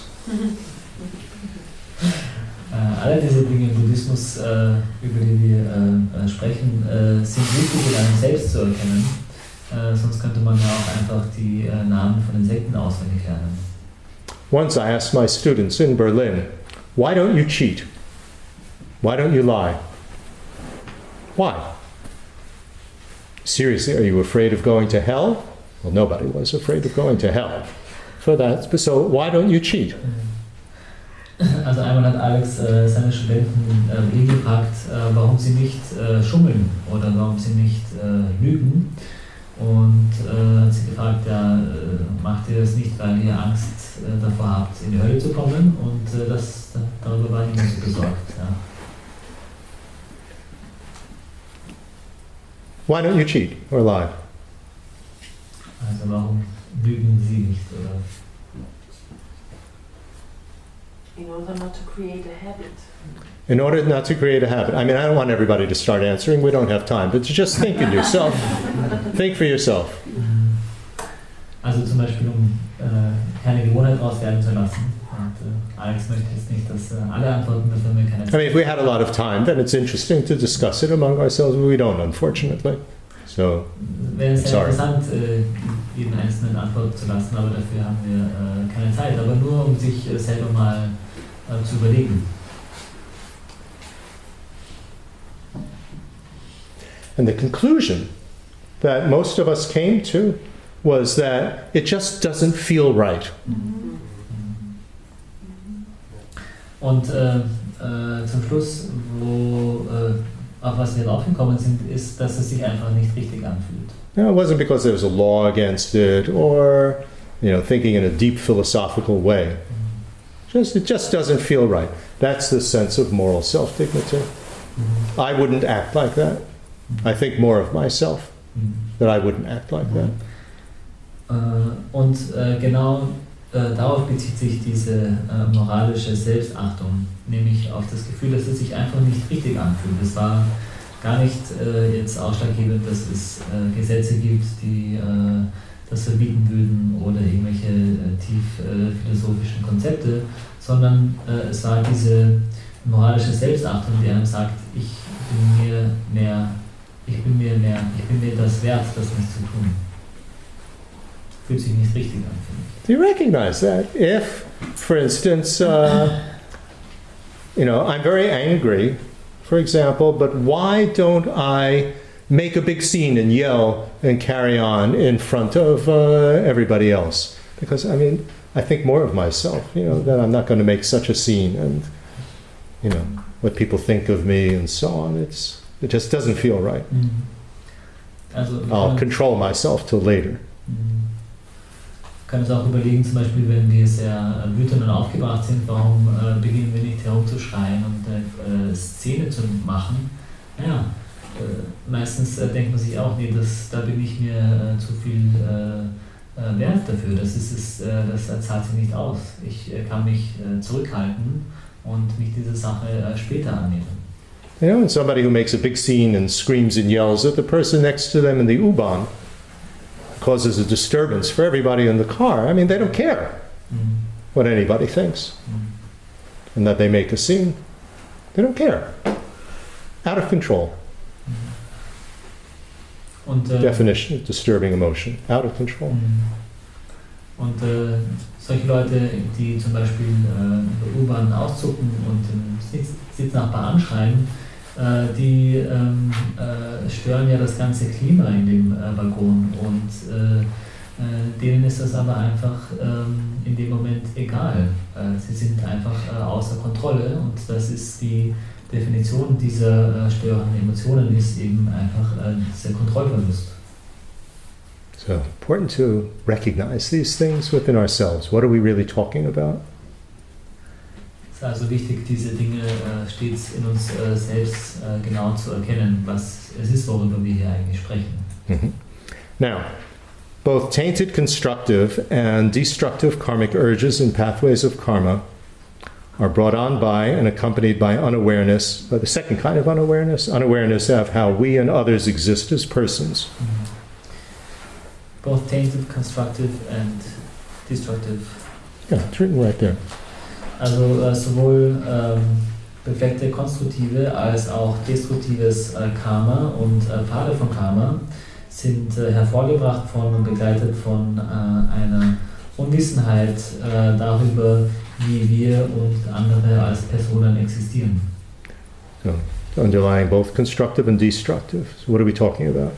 Das heißt, diese Unwissenheit liegt sowohl konstruktiv als auch destruktiv zugrunde. Das heißt, worüber sprechen wir hier? So let's look at tainted constructive karmic urges. Schauen wir uns mal zuerst die befleckten konstruktiven karmischen Dränge an. Even when it's also motivated by compassion, selbst wenn diese von Mitgefühl motiviert sind, they're compulsive when, in a sense, these constructive things are done as a way to make our self secure, in a sense, to affirm our existence. Selbst dann sind diese zwanghaft, wenn sie ausgeführt werden als ein Mittel, um uns sicher fühlen zu lassen oder uns unsere Existenz zu bestätigen. In other words, we have a disturbing attitude as well here. Das heißt, auch in diesem Fall haben wir eine störende Geisteshaltung. This is called a deluded outlook toward a transitory network, basically a deluded outlook toward our aggregates. Das bezieht sich auf eine die verblendete Ansicht eines transienten Netzwerkes, das heißt eines vergänglichen Netzwerkes, das bezieht sich auf die Sichtweise unserer Aggregate. So what's happening is that with this attitude, it is searching to something in our aggregates, what we're experiencing, in order to latch onto it as a basis for grasping for a true me, to project onto it me or mine. So it's accompanied by this outlook. Das heißt, was passiert hier? In diesem Vorgang suchen wir in unserer Erfahrung, in diesen 5 Aggregaten, etwas, was wir nehmen können als Basis, um von dieser Sichtweise heraus daran festzuhalten als ich oder mein. As a basis, it's seeking this to make it a basis on which grasping for impossible type of me is going to project onto it. That's me. It's mine. Ja. True, solid me, mine. Das It heißt, doesn't do the projecting. This grasping does the projecting. It just is going to, it's like, it's this network, just, my house. Mine, it just latches onto it, and this projects onto it, me and mine. So that's why it is with an outlook.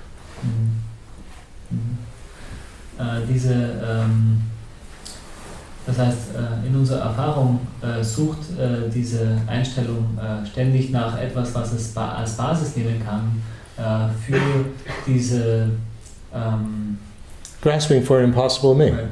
Für dieses Festhalten an einem unmöglichen Selbst. Und dieses Festhalten an einem unmöglichen Selbst projiziert dann auf diese Basis das Ich oder das Selbst, das was Leben hat. Right, and so that and unawareness of how we exist is also there. Das heißt, Big combination of 3 troublemakers. Das ist ein Zusammenkommen von 3 Dingen, die uns ständig Probleme bringen. Das heißt, dieses Festhalten an einem unmöglichen Selbst. So we have this diluted outlook, we have grasping for a me, and we have unawareness of how we exist. The 3 factors coming together. Das heißt, einerseits Each has a slightly different function. They work together. Einerseits diese verblendete Sichtweise, dann haben wir das Festhalten an einem Selbst und wir haben diese grundlegende Unwissenheit darüber, wie wir und die Dinge existieren, und diese 3 kommen zusammen, wobei jedes dieser einzelnen Faktoren eine unterschiedliche Funktion hat.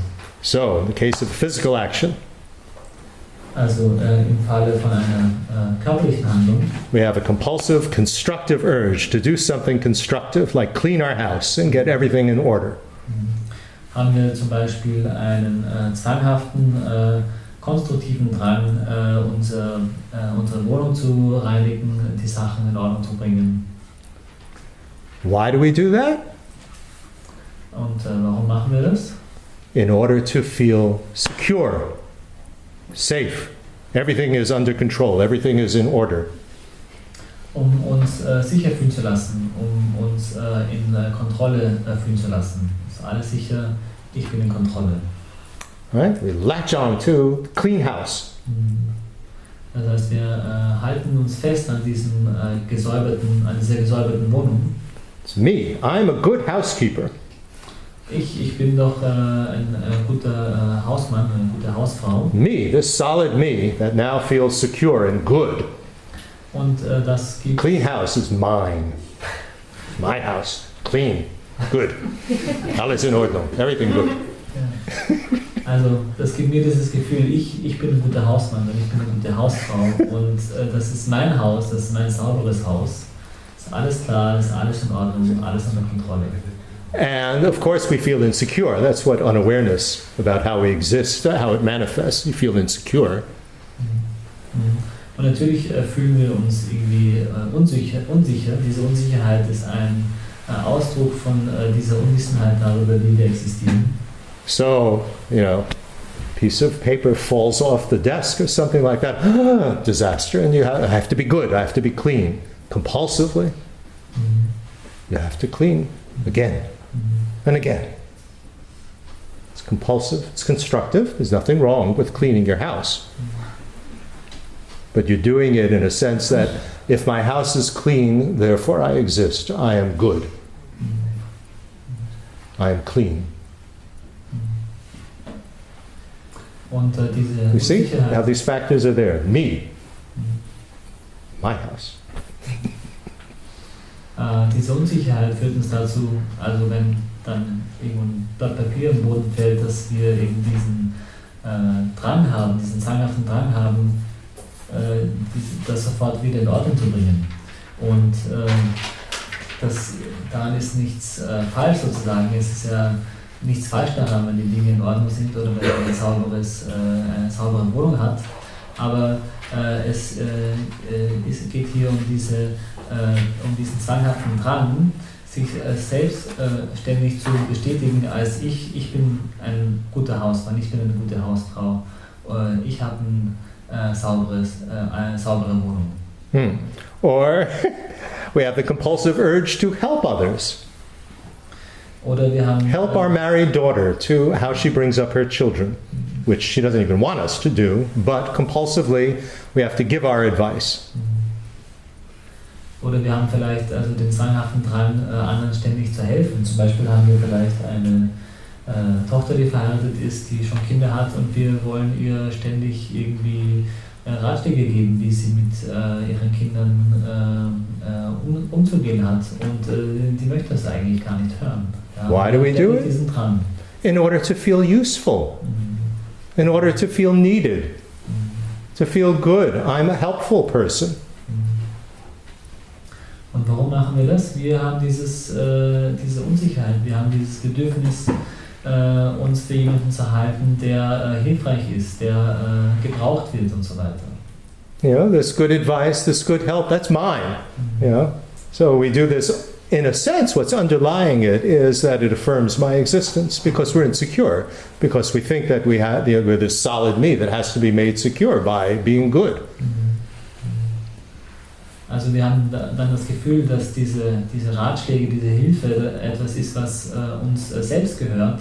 Und als solches nehmen wir das als Mittel, eben unsere eigene Existenz zu bekräftigen, weil wir haben diese Unsicherheit, weil wir diese Unwissenheit haben bezüglich oder glauben, dass es dieses beständige Selbst gibt, was wir ständig wieder bestätigen müssen. This is what we mean by a tainted, constructive, compulsive behavior. It's compulsive. Why? Because it's tainted with this confusion. We're doing it in order to make us feel good. Und das ist Feel we exist, and useful. Das ist es, was wir meinen mit dieser befleckten, konstruktiven Handlungen. Die sind befleckt, weil sie eben vermischt sind mit dieser Unwissenheit, die uns dazu führt, dass wir unsicher sind und unsere eigene Existenz als guter, positiver Mensch ständig bestätigen müssen. Or compulsive, constructive verbal actions. We recite mantras and things like that in order to be a good practitioner. This accumulation of 100,000 mantras, that's mine. I'm good.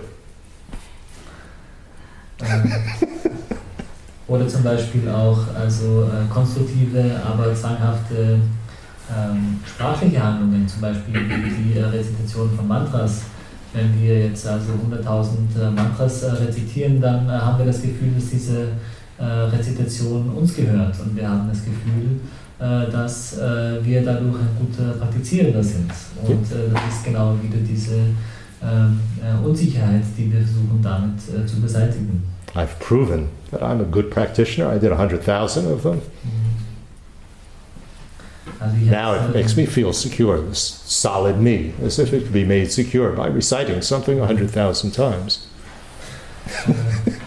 Wir glauben dadurch also ein guter Praktizierender zu werden, wenn wir 100.000 Mantras rezitiert haben, als ob irgendwie diese Rezitation unser Selbst bekräftigen könnte oder bestätigen könnte. And it could be the same thing with the mental activity, reciting the mantras in your head. The same thing. Und dasselbe könnte zutreffen auf geistige Handlungen, wie zum Beispiel im Geiste Mantras zu rezitieren. Ja. Selbe Sache. The action itself is not the problem.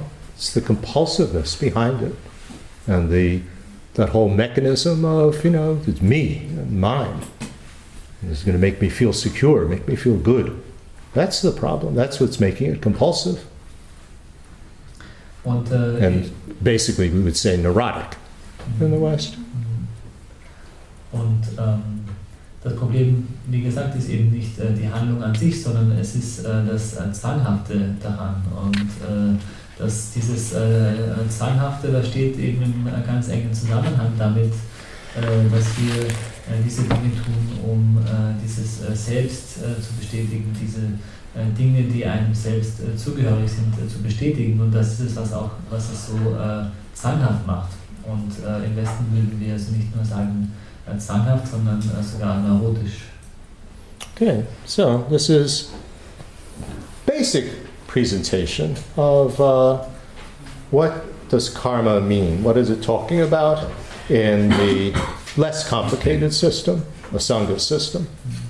And the important thing to remember out of all of this is that what is really the biggest troublemaker in us is the compulsiveness of that drives us to act in compulsive, neurotic ways, either destructive or constructive.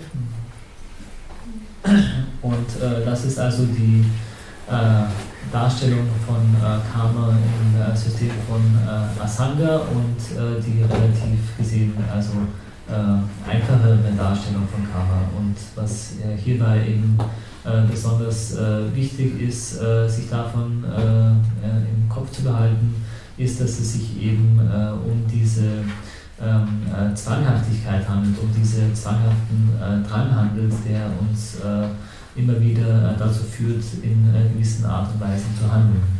And that compulsion, when it's accompanied with these disturbing emotions, leads me into, it brings unhappiness, basically. I act in a destructive way. So it leads to my unhappiness.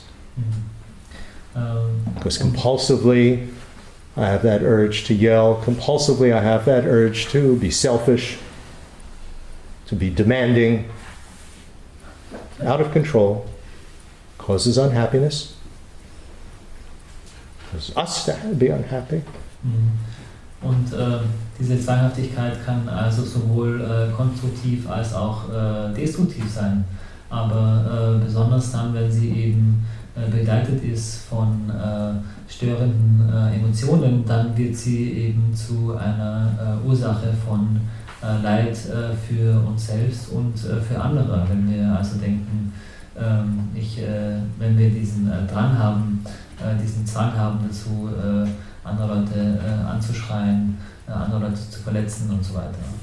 Or compulsiveness that drives me to always clean my house, to always try to be perfect, and so on. Makes me feel happy, but that happiness doesn't last because I'm never satisfied, so I have to do something else to prove that I'm perfect. You can never be perfect enough. Completely neurotic.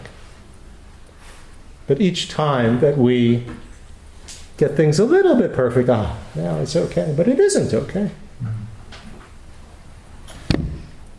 Oder auch also dieser Drang, den wir haben, Gutes zu tun, so wenn wir zum Beispiel also den Drang haben, unsere Wohnung sauber zu halten, dann bringt es vielleicht für einen Moment Glück und Zufriedenheit, wenn wir als unsere Wohnung gesäubert haben, aber dieser Moment verweilt nicht und wieder werden wir dazu gedrängt, also unsere Wohnung wieder sauber zu halten und so weiter, und so führt das also auch zu keinem beständigen Glück. Yeah, I think perfectionism is the perfect example of what we're talking about in terms of this compulsive, constructive behavior. Being a perfectionist can drive you crazy.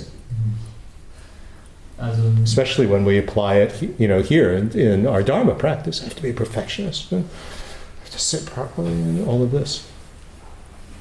Also Perfektionismus ist You never relaxed. Perfektionismus ist ein gutes Beispiel für diesen zwanghaften Drang, auch konstruktiv zu sein und eben sehr hohe Ansprüche an sich zu haben. Und gerade also in unserer Dharma-Praxis ist es ja oft so, dass wir sehr hohe Ansprüche haben und Perfektionisten sein wollen. Und als Perfektionist ist es einem ja nie genug und man kann also immer noch besser sein. Und so kann man sich eigentlich dann nie entspannen auch. And then all pervasive suffering. That because of that compulsiveness, then compulsively we take rebirth and have a body and mind with which we can experience more compulsive urges. Dann natürlich auch das alles durchdringende Leiden, was sich bezieht auf die Tatsache, dass wir aufgrund dieser Zwanghaftigkeit, aufgrund dieser Dränge immer wieder zwanghaft Wiedergeburt erfahren mit einem Körper und Geist, der wiederum die Basis dafür ist, dass wir zwanghaft handeln. I think of, maybe it's not an exact analogy, but it's a nice analogy. Also es gibt einen Vergleich, der vielleicht nicht ganz zutreffend ist, aber der sich ganz gut macht. We are in an unhealthy relationship with somebody. Wir sind zum Beispiel in einer unglücklichen Beziehung, in einer ungesunden Beziehung mit jemandem. All sorts of compulsive behavior in it. Lauter zwanghaftes Verhalten, das da mitspielt. So, end the relationships, that's like dying in one rebirth. The end of the relationship. So the relationship ends, Yeah. so we get out of the relationship, so that's like analogous to dying from one rebirth.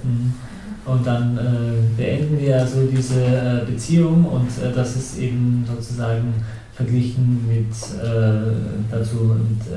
Sterben und eine neue Wiedergeburt anzunehmen. And then we compulsively look for another relationship, and then that's the compulsion. But I have to have a relationship. And then you get into it, and you have the same compulsive habits again. And it just repeats. And you never learn, and you just compulsively get into another, and another, and another relationship. And they're all unhealthy. All pervasive suffering. Und dann haben wir aber sofort den Drang, eben uns eine neue Beziehung zu suchen. Und in dieser Beziehung erfahren wir auch alle diese zwanghaften Dränge. Und dann kommt es wieder zum Ende der Beziehung, man sucht sich eine neue Beziehung. Und Beziehung kommt man eben aus dieser zwanghaften Situation der Dränge nicht aus. Und das ist es, was hier gemeint ist mit diesem alldurchdringenden Leiden. And the more unhealthy relationships we get into, unless we learn something from it, it just makes that habit of being unhealthy and compulsive stronger, doesn't it? So, this is pathetic. That's samsara. Und desto mehr zwanghafte Beziehungen wir uns einlassen, desto stärker wird bloß unsere Gewohnheit, eben diesen Drängen und Zwängen zu folgen und ausgeliefert zu sein. Und das ist wirklich so etwas Krankmachendes. Ja? Und das ist tatsächlich die Situation von Samsara.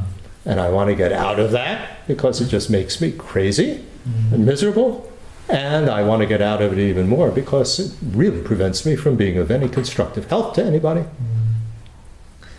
Dharma. Und der Dharma ist dann eben diese Einsicht, dass man aus dieser Situation befreit sein möchte, weil es einen einfach unglücklich macht und weil einen diese Situation davon abhält, anderen von Nutzen zu sein. So let that sink in for a moment and then we'll end for this evening. Das wollen wir jetzt noch kurz einsinken lassen und dann können wir den Abend abschließen.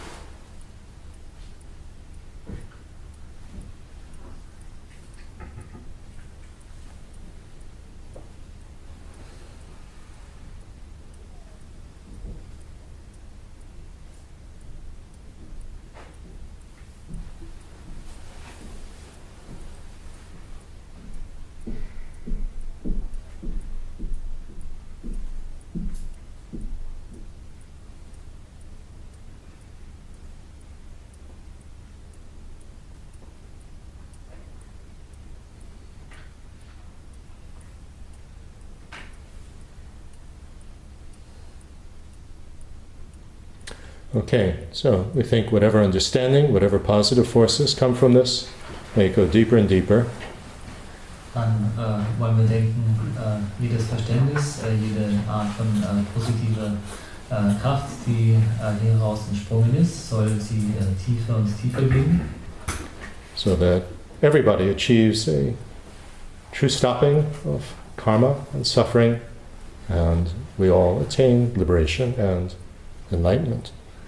Damit alle eine wahre Beendigung von Karma und Leiden erfahren mögen und wir alle Befreiung und Erleuchtung erlangen.